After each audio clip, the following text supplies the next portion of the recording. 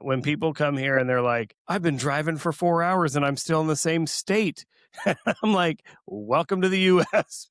And that's probably the best for me, is just people realizing how different culturally we are. And I think it helps us understand how unique we are. That is my favorite thing, hearing people complain about driving, but they complain in like the most endearing and cute way.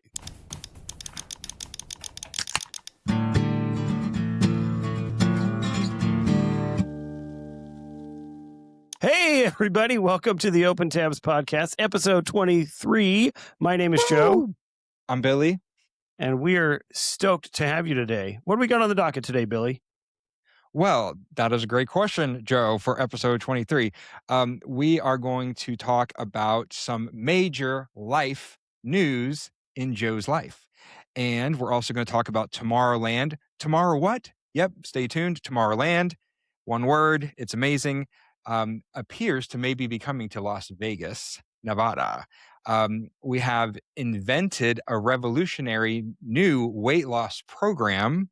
So excited. And now, well, somebody has invented it and is paying us to talk about it, maybe with some real fake money. And now that the World Cup is over, we need to decide whether Atlanta actually pulled it off as one of the major host cities.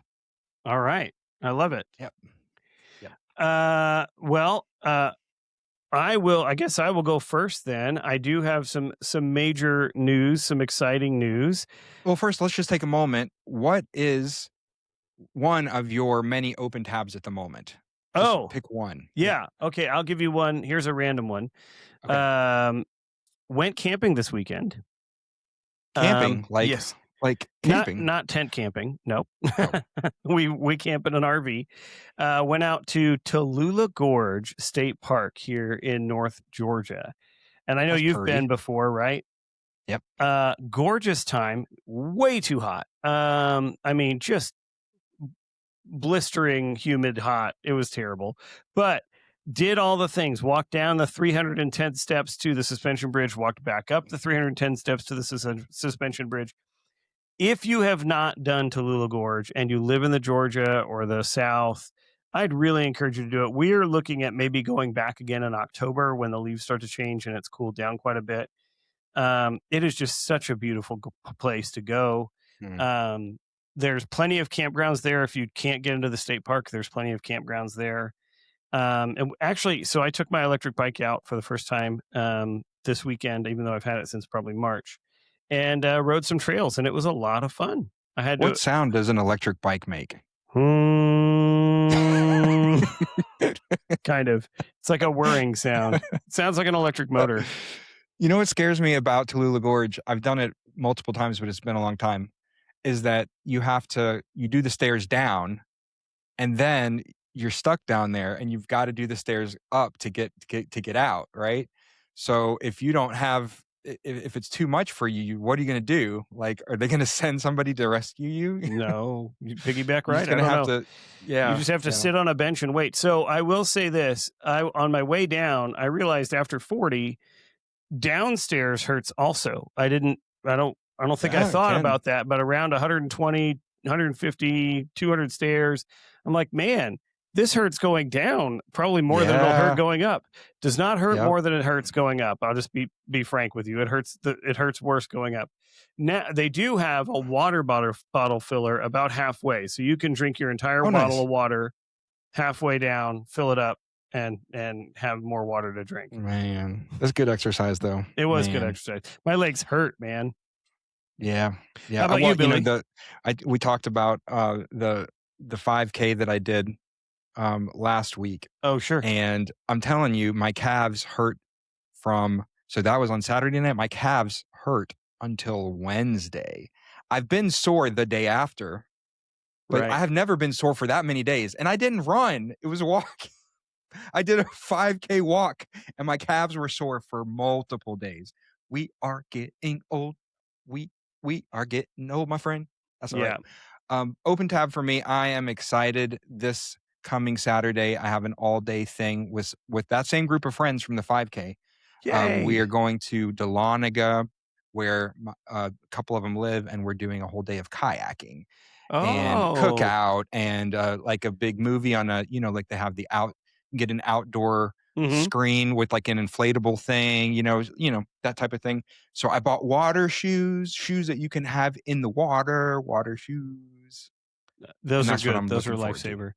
Yeah. Well, that's great, man. This sounds like a pretty great group for you. Active. They like to Yeah. move around a lot, and So far, so good. So far, another one of the friends in that group, we were supposed to do pickleball tomorrow, and I postponed because I'm not feeling 100%. But she's really fit and is into pickleball as well as other activities.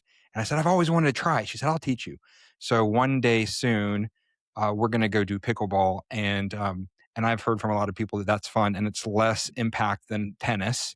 So maybe mhm. it's doable, but, I'm trying, especially this summer, to not have to have every activity centered around going to a restaurant. Like I let's do love some that. activities that are centered around exercise and other things. So it doesn't cost as much, hopefully, and it's better for the body and all that stuff. So that is the idea.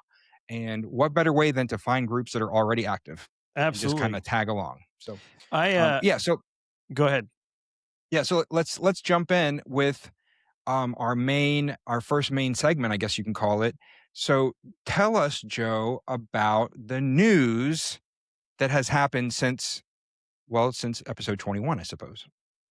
Yeah. So in episode 21, I had to drop the news that I had been laid off from the job that I was in, Hmm. but I was actively looking for work and happened to get offered the job that I was really, really looking forward to this past week. So very, very excited. Woo! Hold Yep. on. I think I even have a do I have a thing? Do I have a thing?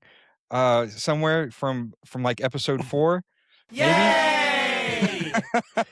There it is. That'll work. That That'll works. work. That's the one. Yeah. So very excited and had a really, really great, just a really great week. Just so cool. All of it is really cool. Really, really excited about it. Awesome. Yeah. So that is my big news. Probably my biggest open tab is I get to start work at a really great company on August 3rd. So I'm really excited about that. That's it's so fast too. I mean, this is not uncommon to go for 6, 8, 10 months Hmm. before finding the next opportunity. And I don't know if this is accurate or true, but I heard this years ago and I've always remembered it, that the rule of thumb, I don't know how this could be accurate now that I think about it, but that the rule of thumb is for every $10,000 of salary to put 1 month in the time frame that it will take to find a new job. So Mm, $50,000 salary, 5 months. $60,000 salary, 6. I don't even know how that's accurate, but I've always thought of that it's in months for mm, every. I don't. But point being, it can easily be multiple months, whether the market's good or not. hmm. So to have one that quick, what a blessing. Let me ask you, Joe, who did you tell first? Who was the first person you told? Well, And what was the reaction? well, I obviously told my family first. So we were sitting down to dinner on Wednesday night, and the phone rang, and I have a cool story about that, which I will tell on another episode maybe sometime. But sitting down at dinner, my phone rings. I take the call. I go into the other room, and it's the recruiting. The individual who's doing the recruiting called me to let me know that they were offering me the position. Laid it all out. So was very, very excited. And so the very first people that knew obviously was my family. It was so cool too, because my kids are all very different. Like some of them are different levels of like emotion. Some of them are different levels of like you know, physical touch or whatever. And one of my kids, I won't say who, I could see in their face just this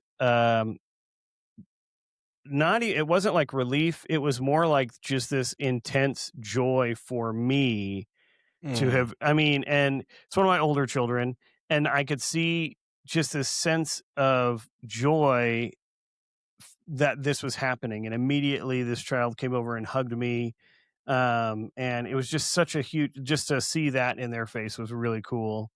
um and everybody was, I mean, we were stoked. There's so much about it. And then I proceeded to tell basically all of my friends that I had been asking to kind of pray for me or keep me in mind, just going through the list.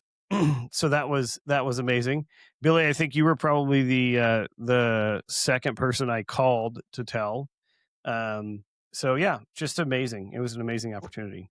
Let me ask you this. Speaking of the kiddos, um, and I don't have kids of my own, but I imagine that there's some sort of delicate balance about being open and transparent versus not having them worry. Where is that balance with you as far as you want to be open and honest with the kids, but in a way that doesn't make them panic or get upset or be scared about the bills getting paid? It's just a thought that comes to mind based on that reaction you just described. Yeah, I would say that the balance really is, um, I think if you have, um, a faith center to be around, it's a little bit easier. Hmm. I don't know what it's like to not have that, so I can't say emphatically, of course, but I think having a faith to center around the belief that there's a higher power, God, that loves you and that wants good things for you, I think that helps because it gives you the ability to provide that hope that kind of surpasses your own feelings. Mm, At the same time, I think it's you have to be mindful of the level of transparency you have with your kids, and what age they're at. You know what I mean? yeah. So your older kids, I think they need to see more of it. They need to talk through more of it. And it was actually really neat because both of my older kids, I talked to them specifically about the jobs, what I wanted, why I wanted it, what was cool about it, what would be cool about the other, and and that was neat because it's almost like having other adults to talk to. Um, and then I would say that we just tried to be really mindful. I mean, we're always trying to help our kids understand, like, hey, we don't have, the tons of money to spend on all kinds of things. Let's curb our ideas and our desires. And we're trying to get our kids out of the idea of like, oh, I want to look on Amazon for the next thing I want to buy, right? Yeah. We're trying to do that in general. And so having that period of no income gives us the ability to spotlight that a little bit more. So that's actually pretty good in that regard, I think. But generally speaking, I think the key is transparency, and you can be more transparent when you really do believe that all things work out for the good, Yeah. for good. You know what I mean? Yeah. Yeah. So, what did you, and I'm assuming because there's always something to learn, what did you learn about yourself kind of between the layoff and then this offer? And thankfully, it was such a short time, but this is not your first time going through this. What did you learn this time around? So last time around, I had a lot more confidence, probably false confidence in what I was capable of or what I was valued at or worth. This time I really didn't try. I tried not to think about like what is my perceived value, and I thought more about, well, what can I see myself doing? And if I can see myself being successful, then I'm going to go ahead and go for it. And so I found myself going for roles that were not necessarily in my experience or wheelhouse, but they're roles that I could see myself doing. And I was also going for roles that, I thought, man, I would really enjoy this. I think I would like this work. And that actually, I think, gave me a little bit more, I don't know, passion when I was interviewing and talking to other people. They could tell, hey, this guy gets it, he understands, and I could see him doing this. He's got what it takes to do this job. And so I think that really gave me, Mm, it was less about me thinking about what's my value, how do I, am I overvaluing myself, am I undervaluing myself, and more about, hey, what can I see myself doing? What can I be passionate about and get behind? I like that. Yeah, and that certainly comes through in an interview. Did losing the previous job ultimately push you toward something better, do you think? Okay, so here's an interesting situation, and I'll just be candid with you about this part. So I think I shared, um, I actually went to a new role within the company that I was in, and I know almost for a fact, I'll just say I know that had I stayed in the role that I was in, I would not have been laid off, because I was performing well in that role, and I Mm-hmm. had, I had good marks. I'd always had good reviews, and I had tenure, so I would not have been laid off had I stayed in the role I was in. But the moving to that new role in March is what kind of like created it, like reset my clock, so to speak. And it was a role that I hadn't been doing very long. I hadn't done with this company, and so it kind of like switched things around. It reset the clock, right? So because of that, it put me at the bottom of the totem pole, and that's why I got laid off. And so it really felt, and as I went through the whole process, it really felt like, hey, this was what was supposed to happen. This was what was intended.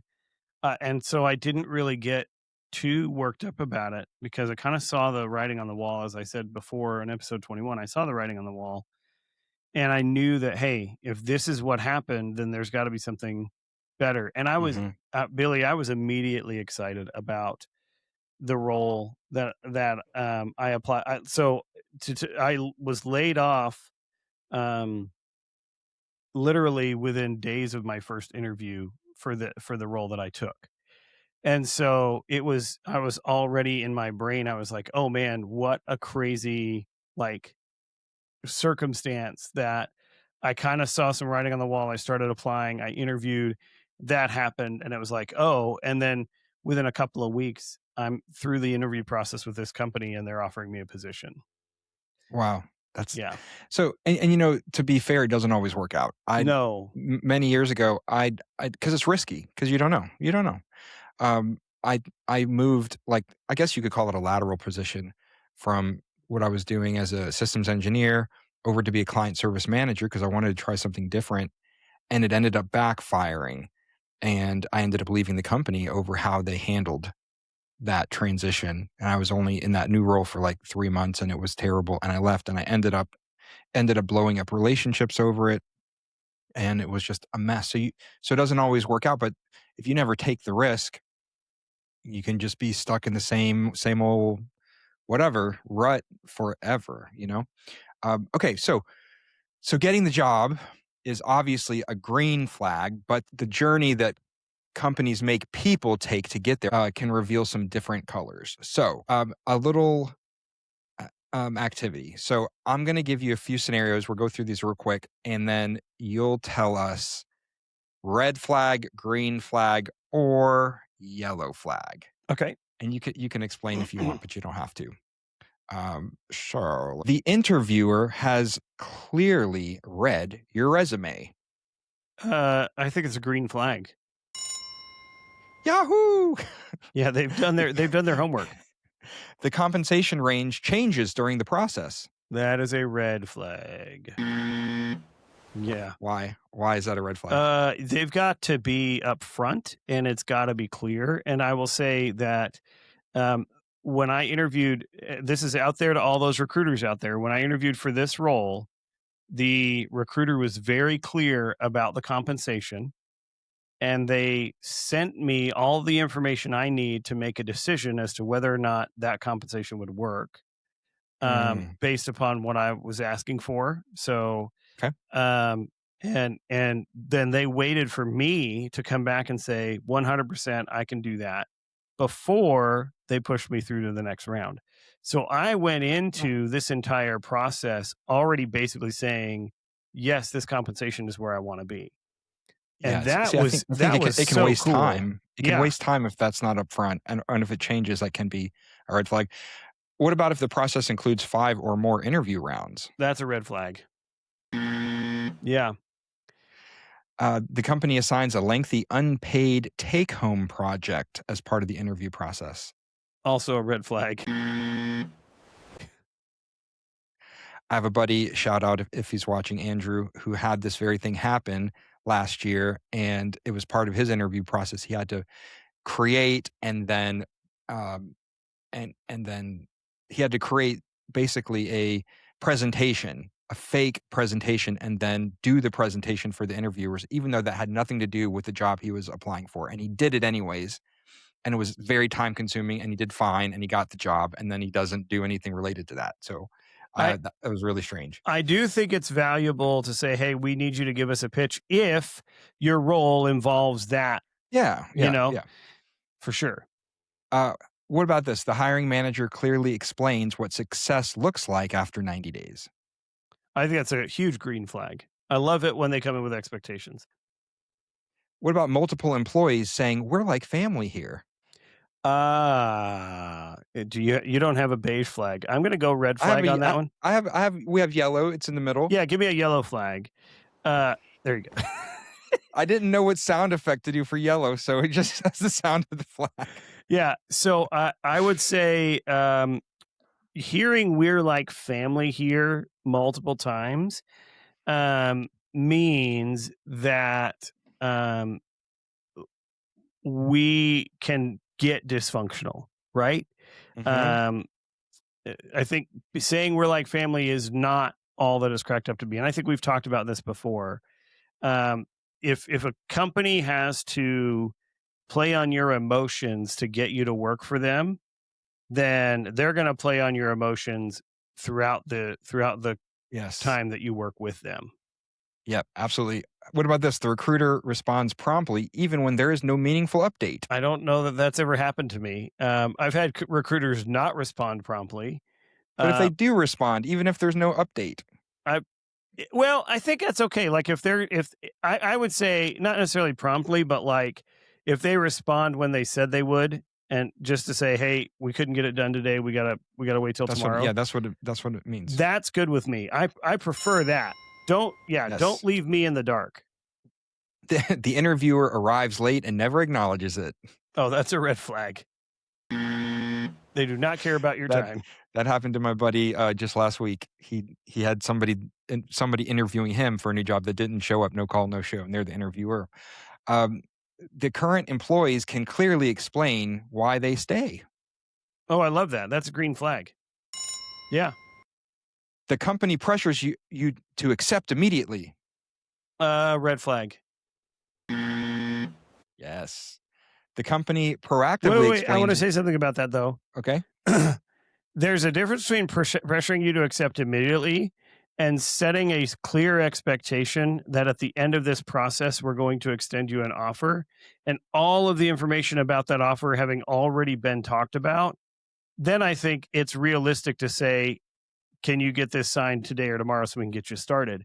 Because by the time the offer comes back, if you've had a good process and you've discussed everything, then why wouldn't I sign that day or the next day or whatever? But pressuring you, especially if there's things like, oh, I haven't seen the compensation package fully. I don't know what the benefits are like. You haven't answered all my questions. That's a red flag for sure. Last one, the recruiter disappears for 2 weeks, then suddenly asks whether you can start Monday. Yeah, no, red flag. Okay, so for our beloved audience, what is the biggest red or green or yellow flag, I guess, that you have ever encountered during a hiring process? Let us know in the comments. So if modern hiring can make people give up on getting a job, maybe the same process can make people give up on getting a snack, because that's going to lead us into our sponsor of the episode. Tonight's episode is brought to you by Fridge Recruiter, the only weight loss program based entirely on making food too difficult to obtain, just like your last job. Are you hungry after 8 p.m.? You've got to submit a resume to the refrigerator explaining why you're qualified for that snack. Next, you'll go ahead and complete a brief phone screening with the pantry, followed by an unpaid meal prep assignment. Qualified candidates will advance to separate interviews with the freezer, silverware drawer, and leftover lasagna. Then you'll need to wait 2 weeks. You probably won't get any communication, and you'll receive an automated email explaining that the snack has been filled internally. No. Premium members even see which leftovers viewed their profile without contacting them. Fridge Recruiter, By the time you get an offer, you're not really hungry anymore. It's not a real product, a real diet, or remotely helpful. Thank you, Fridge Recruiter, for being our sponsor for episode 23. We're not laughing at you. We're laughing with you. As long as you send that check, then we're laughing with you. All right. So, Billy, there's only one Tomorrowland I know of, and I don't think we're talking about the same thing. I am thinking about Disney, but I bet you are thinking about something completely different. So tell me, what the heck is Tomorrowland? Okay, so Tomorrowland started many years ago as an outdoor music festival, EDM, electronic dance music. We know it as techno music or electronica, but that's the term nowadays for these youngsters, EDM. So it's an EDM festival. It started in Europe many years ago now, and they have since grown to do these festivals, multi-day festivals, 3 to 4 day festivals all over the world. Okay. South America, China, India, France, I mean, all over the world. Now, it came to the United States and they branded it, instead of Tomorrowland, they branded it Tomorrow World for whatever reason. I guess it's like a Disneyland versus Disney World. Right. And of all places, they came to Georgia. Now, it was 3 years in a row in a place called Chattahoochee Hills. So if you're looking at Atlanta and you go south 20 or 30 miles in the middle of nowhere, and I mean the middle of nowhere, then that's where they did it. This is 2013, 2014, and 2015. I went to all three. And we're talking about 180,000 people from all over the world. Huge outdoor music festival. Now, I don't know what it is like now in that part of Georgia, but at the time there was nothing. It was like an old farm kind of grounds. So they had to bring everything. They had to bring water, food. There was no cell phone reception. They had to bring portable cell towers. They had to bring generators, big, huge trailers of generators. And so you have the campground on site, which was capped at 50,000 people, and they sold out all 3 years. And then you had the festival next door to that with like 7 or 8 stages of music going simultaneously for multiple days. They had to bring in porta potties. They had to bring everything. Wow. So it was wild and crazy. So that's the only 3 we had. Now, the first one was amazing. The second 2 had major issues because of weather. And the third one was the last one where it made international headlines because of issues with the weather. And we can get into that another day. It was not good, and they got sued, and rightfully so. And I was right there in the midst of all of that craziness. But just a couple of clips to show so just like any other big outdoor music festival, they typically have a main stage and then multiple smaller stages. It's kind of a couple clips from these 3 in Georgia, what the main stage looked like. Whoa. So 450 foot wide main stage. And this has got pyrotechnics and water effects and fireworks. This is all for 1 or 2 little DJs right in the middle. Wow. Here's another clip. So main stage, this is 80 to 90,000 people for the main stage. That doesn't even look real to me. Yeah. Oh my gosh. This is actually a smaller stage. And this is another year where the stage would erupt. Beautiful Georgia sunset in the background. Wow. And there's plenty of space in the field. You could go up close where it was really compact with people jumping, and you can even see here flags, because people from all over the world would come with their friends, and they'd wave the flag of their country that they were visiting from. Or you come further back and you could sit and have space to dance or to even have a blanket. So that was Tomorrow World. Now, they stopped because of the crazy, terrible issues in 2015. Stopped as far as in the United States. So after that year, you had to go to another country if you wanted to go to any of the Tomorrowland festivals. Now, with all that said, this is fresh off the press, because the main Tomorrowland in Belgium, which is happening, they do 2 weekends in a row. It just happened this past weekend, and then it's happening this coming weekend. So we're right in the middle of the main Tomorrowland Belgium. Mhm. And this photo went viral just days ago from the Tomorrowland in Belgium. And this is showing Tomorrowland Oh. uniting the world in 2027, France, Las Vegas, Brazil, Ibiza, Belgium, Thailand. This Wow. is so there is no official press release. We know nothing else except for this banner that is at Tomorrowland right now in Belgium. So it could be a full festival like they did in Georgia for Tomorrow World for those 3 years, or it could be something smaller. We don't know. We don't know dates. We don't know prices. We know nothing else. Now, on Reddit, I've heard some rumors. They're not even rumors. I think they're just people guessing, just speculation.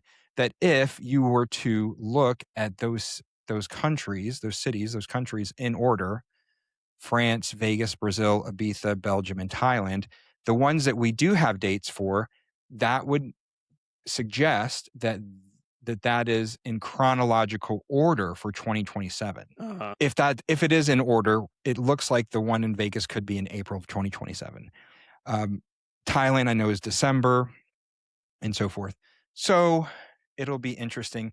This for people that don't care about EDM or about music festivals, say they don't care. But for those of us who do, this is a big deal. So that's what we know. Now, a couple of things to ask you or ask us, Joe. Does Las Vegas make the experience more accessible, or is just simply more expensive? Well, I guess you can compare that to going to Europe. Right. Well, and here's what I would say about Las Vegas, even as compared to somewhere in the middle of nowhere, Georgia, right? For Americans, Vegas is a very, very accessible location, right? It's typically very cheap to travel there. Yeah. And so there's that piece of it. Now, where they do it in Vegas, that will be interesting to see, right? Given what they like, will they do it kind of like multiple hotel takeover? Will they try and get the dome, that big dome thing? Will it be the same size or scale as a traditional music festival? I mean, there's a lot of things that could be done. Now, Vegas can hold a lot of people, and April would be ideal, right? You don't want to go much past April. So, right. as Now, far as there heat is another concerned. huge one of the largest EDM festivals in America is called EDC, which is Electric Daisy Carnival, that takes place every year in Vegas, and that is at the Las Vegas Motor Speedway, and that is usually in May. So if that were the case, they would have two massive EDM festivals in Vegas, one in April and one in May. Again, we don't even know if it's a full festival or if it's something else. So we're not even sure at all about that. Unfortunately, Georgia doesn't have any big EDM festivals anymore. We have had many over the years that have come and gone, besides Tomorrowland, besides Tomorrow World for those 3 years. We had Imagine Music Festival for a number of years. We had others. For whatever reason, we don't have any right now. And we've talked about Shaky Knees. Shaky Knees in Atlanta used to have, the week before, used to have Shaky Beats. So there was two festivals back to back. Shaky Beats was EDM and Shaky Knees was rock bands. Now they only do Shaky Knees in Atlanta.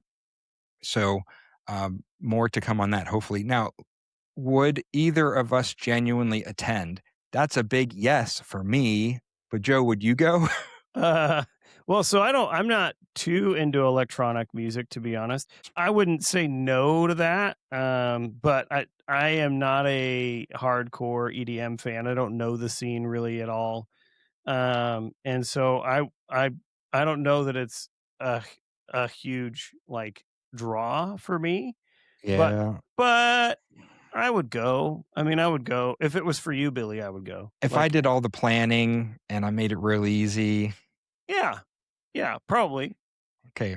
And if I had the money, I would go. Yeah, for sure. So let's, aside from EDM, let's talk about any music festival. Could you survive a 3-day music festival in general, and a 3-day, and I mean full noon to midnight, 3 days in a row music festival? I Is that your mean, thing? yeah, sure. As long as I didn't have to sleep in a tent. And that was the next question I was going to ask is, would you rather camp, or would you rather stay in a hotel? I am an indoor cat, Billy.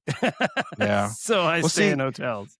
see, for me, the music festivals, the camping is like just as much fun as the festival itself. But Vegas, I don't know. Especially if it's in a venue that's like right around a bunch of hotels, they may not even, not all music festivals even offer camping for that matter. But Mhm. in Vegas, if you have a hotel that's walking distance to the festival, I'd be really tempted to do a hotel, I Yeah. really would. Yeah. Um, Or if it uh, were in a hotel, like a lot of things like that end up being in one of the larger hotels. You think about the Luxor or MGM. What I think would be really cool is like a takeover of the strip where they've got the mm, stages at the different hotels that are all connected by the underground tunnels. That would be yeah, super cool, like an MGM one, and you could just go back and forth. You're in air conditioning the whole time. I mean, Vegas makes crap tons of money because you're walking through casinos and shopping the whole time. I that's think that true. could be Yeah. really, really cool. The first time I last year for Dragon Con was the first time I saw something like that, where they have multiple hotels that are connected with sometimes with these sky bridges between buildings Mhm, that go over mhm. the street, and they're all connected. But you're going from the Marriott Marquis to the Ritz to the whatever, and they're all have things happening simultaneously Right. for Dragon Con. So it's pretty cool. So for our audience, would you travel to Vegas for Tomorrowland? And how much would you realistically pay? Uh, I looked up pricing. Now I remember the pricing in 2013, 14, and 15 was in the $400 range, and that's for a base ticket, which gets you entry to all of the days, but that's not including camping or parking or food or anything. That's the base price to get in. Tomorrowland Belgium base price right now this year is 400 euros, which is about 450 US dollars. Tomorrowland Brazil 2027 base price for all 3 days is 3,160 reais is their currency, which is about $615 for three Wow. days. So that base price could really be anything from 450 to 600 and some. And then you still got to tack on if you have a hotel or if you have Well, camping, I think a lot all of of it the will have to food. do with the venue Yeah. that they get or venues that they get. But here's the thing, like when you look at like turnout, right? I mean, if maybe they're not expecting as large of a turnout in Brazil, and so they're having to price that higher.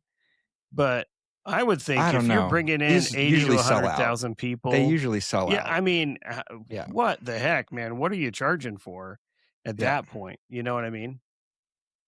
These are really expensive productions, though. I mean, building these stages, and I showed pictures of the main stage. There Yeah. was 6, 7, 8 stages, and you have DJs that are playing. I mean, that first year for Tomorrow World, because there's not really a great direct route to drive from the Atlanta airport just south for 30 miles. You're on these country roads. So the main DJs on the main stage every hour and a half had a private little black helicopter that flew from the airport, the Atlanta airport, Wow. came, circled a couple of times, and then landed, and there's the DJ. They did that the whole time. So Wow. yeah, yeah. There's a lot of expense, and I mean, this is similar to other huge festivals. They set up an entire city, so you can go to the post office, you can go to the hair salon, you can go to the general store, you can go and take classes on glass blowing, you can go buy a djembe and sit around a drum circle. There's the first thing we ate when we Bring went one. was like this outdoor pub garden where there was like what is a flight where you have like all Yeah. these Like a beer garden. tastings. Yeah. Yeah. Yeah, and I'm thinking hot dogs. No, no, this is like beautiful. Like they build a whole city from scratch, the whole Wow. thing from scratch for all these thousands and thousands of people for multiple days. And so there's a lot of expense in it. There's a lot of expense and a lot of risk too. And that's because they didn't have good contingency plans, redundancy plans, whatever. Hmm. When the weather hit, then that's what screwed everything up those last 2 years. Okay, so let's transition to our next segment. Did Atlanta pass the World Cup test? So first, let me ask you, Joe, did you watch any of the World Cup? Were you into it at all? I did not, honestly. I mean, it was on, and I was like, I was in the room while it was on. I talked to people about it. I know Spain won, so like, I haven't had my head in the sand, right? But I did not really watch any of the World Cup at all. Um, I I watched all I watched, as we've been talking about. All I really watched were the reactions of people from other countries visiting the Yeah. U.S. That's all I've been. That to me is worth way more than watching the World Cup. I think that's Yeah. been Yeah, so much more those were entertaining. interesting. I'm not. I think neither of us are really sports guys, but I was surprised at how much I did watch this time around. Part of it was my buddies from California came out, and we went to some watch parties, which was really cool. We went to one downtown Atlanta. It was outdoor, and we ended up accidentally going to one at a Korean. I say accidentally because our plans got messed up, so we ended up at the last minute going to this Korean fried chicken restaurant that just so happened to be during the Mexico-Korea game. Oh And so the wow! place was packed with Koreans like cheering, and it was super cool.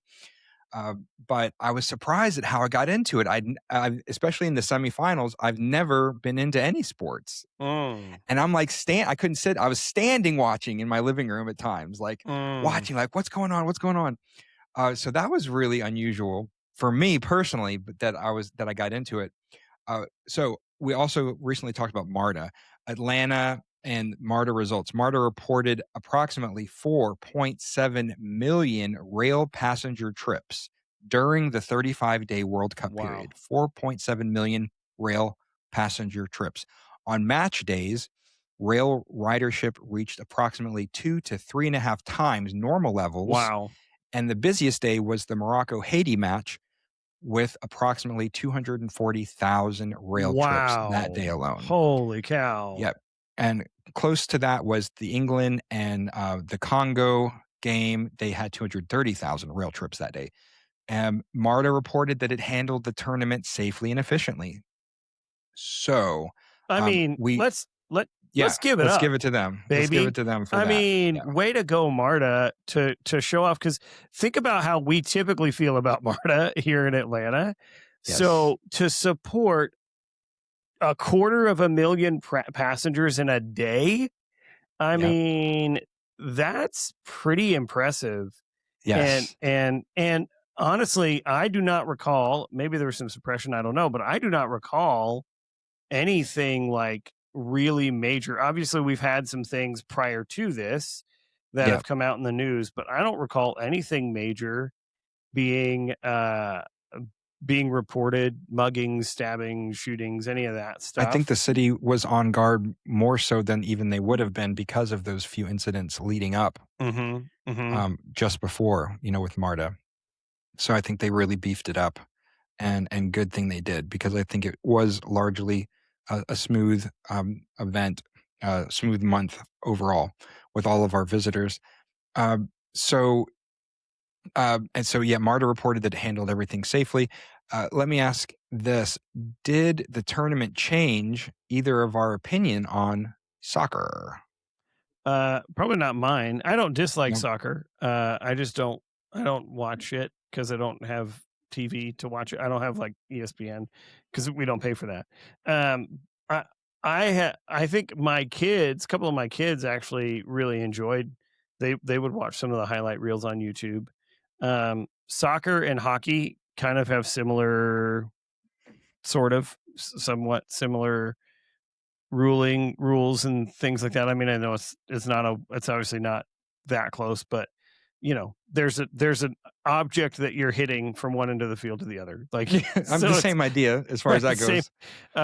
Offsides and things like that all kind of exist in hockey and soccer. Um, Yeah. so I would totally watch it. I do have one son that played soccer when he was little, and I did enjoy it when he played it. I feel like soccer is kind of like baseball where it's probably more fun to watch in person than it is to watch on TV. Mhm. But I mean, sure, I think it's a great sport. I'm glad that the U.S. was able to represent a. I mean, it really is the most popular sport in the world. So for Atlanta to be able to be a host city for that, and for um, all of our cities, and here's what I'll say, man. Um, if something like soccer can unite these cities the way that it did, then I think we're a lot closer together than we realize, because what could have been, violence in the streets and politically, charged rhetoric and all those things was just a really wonderful, warming kind of like togetherness experience in all the cities where people played, and I think that's just pretty freaking awesome. Yep. Um, Yep. I think if I love soccer if it's going to bring people together like that. Yeah, definitely. It totally revolutionized my view because first of all, I don't watch sports, I don't care about sports, and yet this is the first time you know, I would say there's probably a lot of people out there who would say they're not into sports, but there's the exception with watching the Olympics, Mhm. right? Yep, that's us. I Yep. I, I think that's how I felt about this, where I said, Ah, "Wow, so this is like an international thing," and I really saw the sportsmanship and the camaraderie, and and the skills for playing the game itself was just at that level. It's incredible. I sent this screenshot to my friend the other day. This was a week before the semifinals that we hosted in Atlanta at the Mercedes-Benz Stadium downtown from one of the apps that I have on my phone. good night. So this ticket was 45,000 and they just took 10 grand off, and so now this reseller is selling it for 35,000. But there were a number of tickets, 15 to $40,000 to see that game. That's Yeah. unbelievable. Yeah. Crazy. So Crazy. Imagine paying that much money to watch I the can't. game. I wouldn't pay that much money. I mean, that's like a significant chunk of somebody's salary. So That's much. your savings. I don't really know how normal people watched the game. Like, how did normal fans go to the games? Because all the tickets were very expensive. But I guess, Well, the watch parties. That's what yeah, it was. Just similar to like the Super Bowl. People watched at their homes and had, I got invited. Couldn't make it yesterday, but I got invited to somebody's watch party at their house. They had watch parties at restaurants in downtown. A lot of cities around the world had big outdoor watch parties with big screens, especially if it's a country where the average citizen's not going to fly to another country to watch it in person. So the people watching it in person are a tiny, tiny fraction. yeah. Most people are going to be watching it live somewhere with a group. So, uh, yeah, let's look at this. And this is completely subjective, but the report card for Atlanta, what grade do we give Atlanta for hosting the World Cup, the several games that we hosted? I mean, here's the thing. What was the score? Like 1 to 5, 1 to 10. Okay, let's give them A, B, C, D's, or Oh, F. like that. Okay. Yeah, So there's a report card. I would say Atlanta. I would give an A. I think we Yep, did a great I think job. so. I didn't see any negative coverage of it. So I think, yeah, they get an A for that. How about Um, MARTA? uh, Honestly, I'm shocked. Right, the things we've heard about MARTA over the past couple of years, that was a real sticking point. And here's the thing, like, I think this has probably changed some locals' perspectives on MARTA, and maybe we'll Hmm. have a little bit more ridership, people taking it more seriously and riding it more. Hopefully, if they can keep the safety level at where it was. So I'd give Hmm. MARTA an A for sure. Yeah, I might give them a B. What the funny thing is, with all of the bad press they had leading up to the World Cup in Atlanta, MARTA, and I'm sure this wasn't planned. Uh, I'm sure this was planned separately before, but it's just, just funny the coincidence of the timing, during this whole thing, MARTA released all of this MARTA merch. Like, Oh. I was sharing it with some of my friends, my coworkers.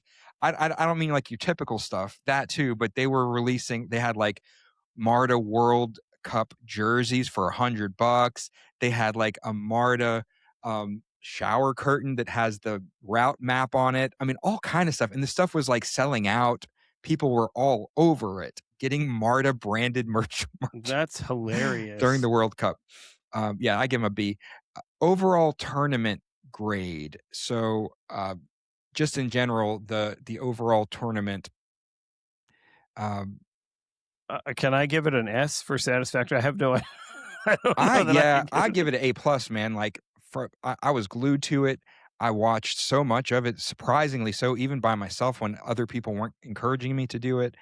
It was just fascinating. I've never been exposed to soccer, and it was really fascinating. How about the likelihood of watching the 2030 World Cup? And Well, this is more just personal. now I feel like I have to. I feel like I'm going to have Yeah. to hit a watch party or something like that. So there's Yeah. an A there. I'm definitely going to have to hit it. Yeah, The I tell you 2030. what, on YouTube TV, and I don't know elsewhere, but YouTube TV, I can go back because I'm a subscriber. I can go back to any of those games instead of watching the whole game. I can watch the highlight reel, and it gives you like 15 or 20 clips in Mm-hmm. order of obviously the goals, but anything that was significant. It's like the cliff Mm-hmm. notes. Yep. And so in 5 or 10 minutes, you can watch the whole game, all the exciting bits. So that's kind of cool. That's what that's the kind of sports games I like to watch is the highlight reels. Yeah. And then the most memorable World Cup moment. For me, it's not going to have anything to do with soccer.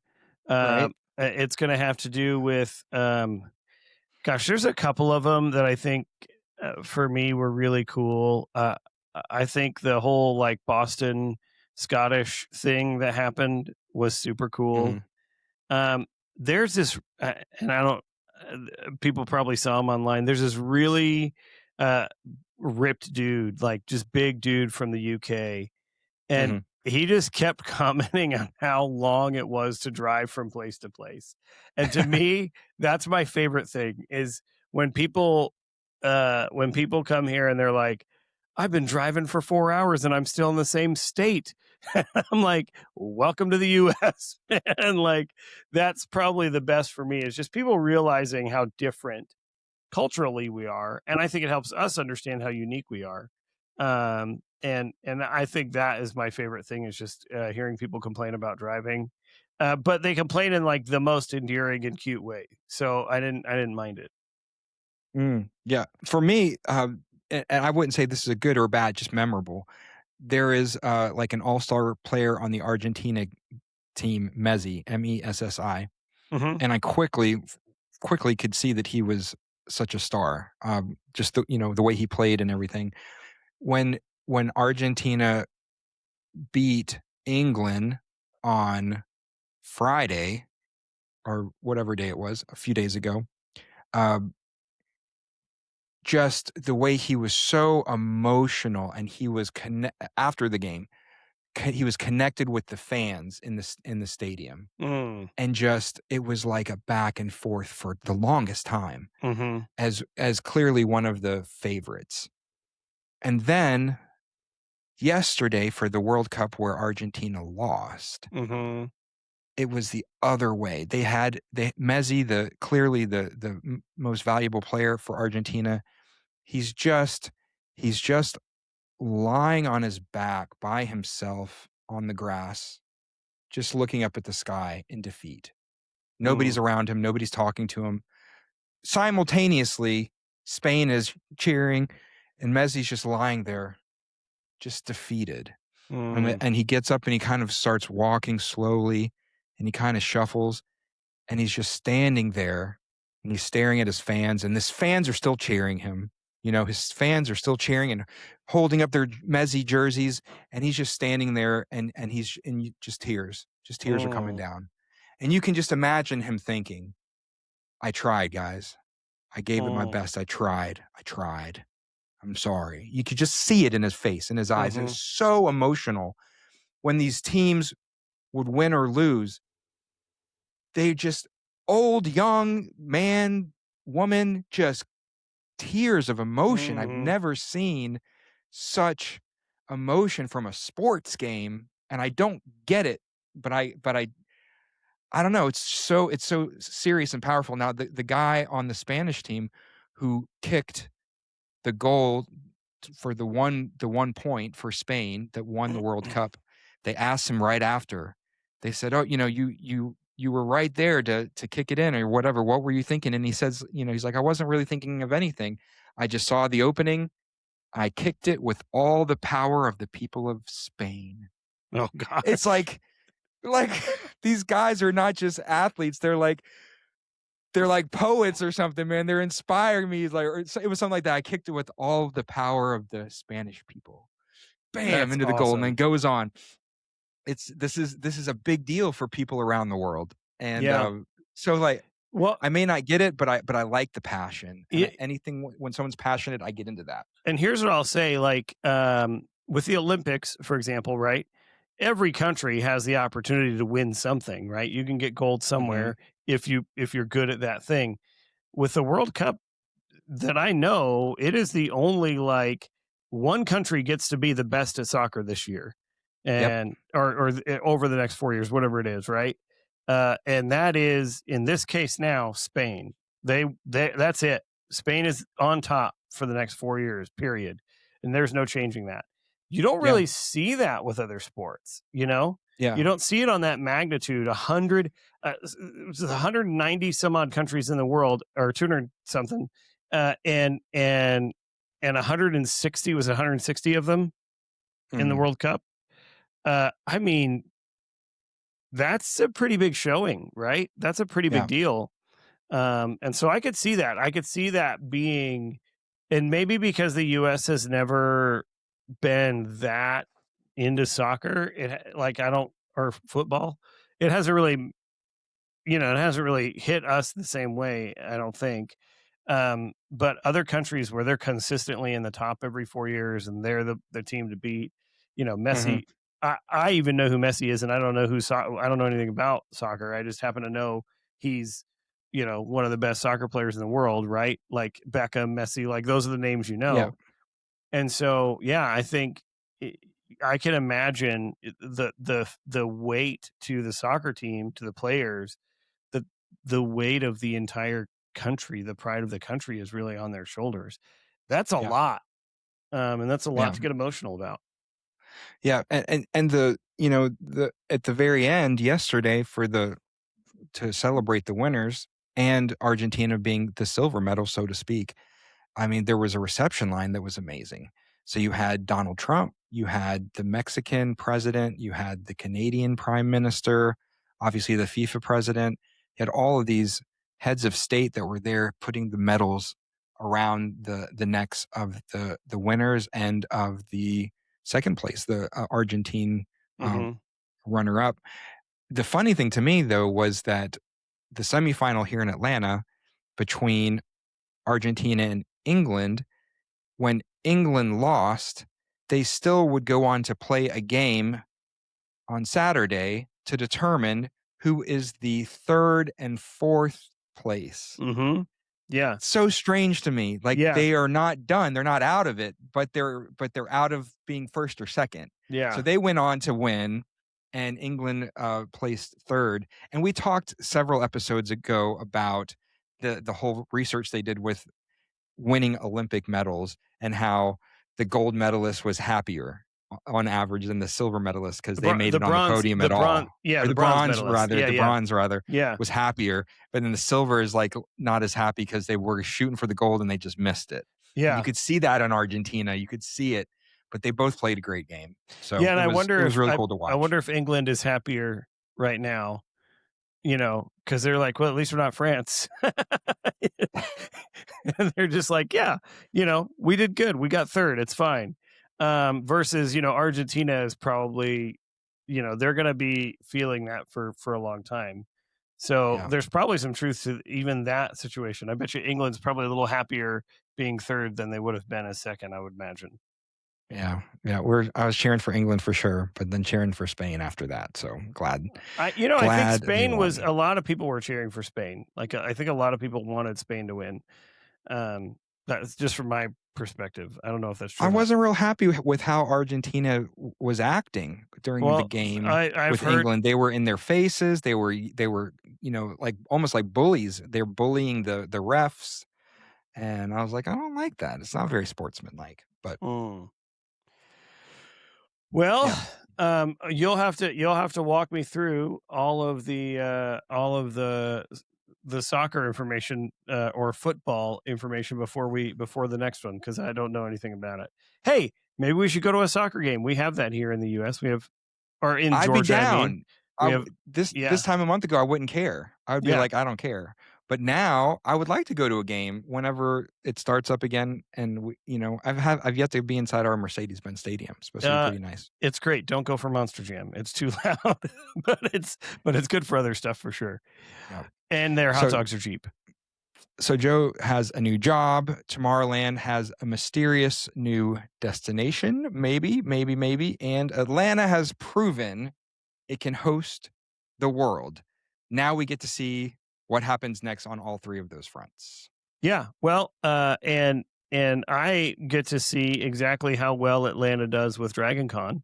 And I think you'll be there too. I signed up to be a volunteer as well. Yes. That's right. So we're going to be helping out at Dragon Con the Memorial Day weekend. So that should be an exciting experience.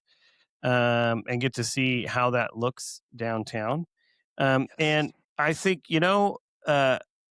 Atlanta just seems to be a pretty happening place to be, man. I enjoy it. I'm glad that we get to be here, not just Atlanta in general, but Georgia, the greater Georgia population. It's a good place to be. There's a lot to offer there. Yes, indeed. All right, everybody. Well, that wraps it up for tonight's episode of the Open Tabs podcast. Thank you so much for joining us, and we look forward to seeing you next time. If you've ever encountered any hiring red flags, or you want to comment on whether or not you travel to a music festival, drop us a line, leave us a comment on our YouTube comments, and we will see you next time. So long, everyone. Open minds, roll the show. Billy and Joe with a flavor flow.